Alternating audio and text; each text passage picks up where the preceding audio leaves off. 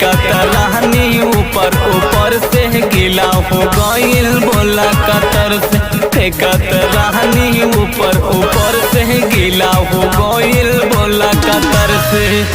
ताला वाला फेरो तीन बेक कर दा ताला वाला फेरो तीन बेक कर दा कहवा बिकाइल कहवा बिकाइल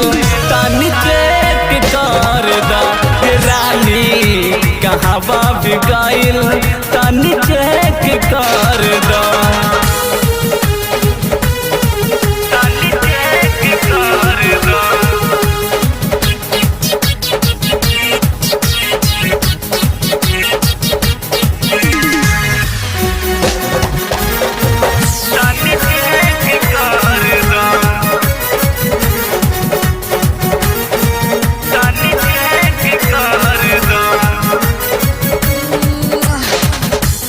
केने बलल का केने पियर का चिन्ह द हमारा रंग के होली में चोली भीगल की लहंगा देखे द अपना अंग के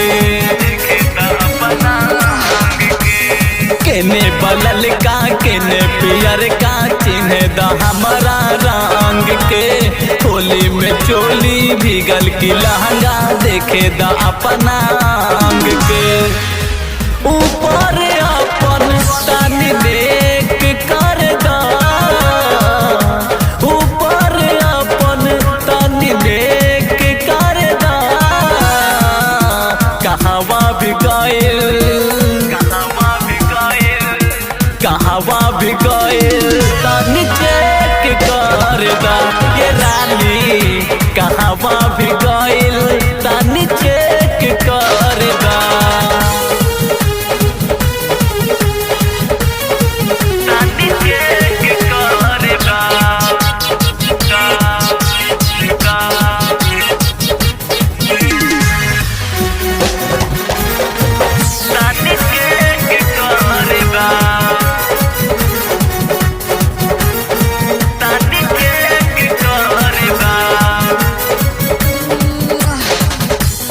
प्रदीप सिंह बनावा कर है वीडियो तोहरा कलर के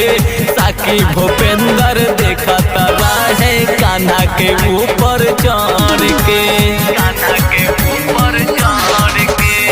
प्रदीप सिंह बनावा तरा है वीडियो तोहरा कलर के साकी भूपेंद्र देखा तरा है कान्हा के ऊपर चढ़ के गिराले मोबाइल वीडियो रिमेक कर दा गिराले मोबाइल वीडियो रिमेक कर दा कहवा बिकाइल कहवा बिकाइल तानी चेक कर दा ये रानी कहवा बिकाइल तानी चेक कर दा।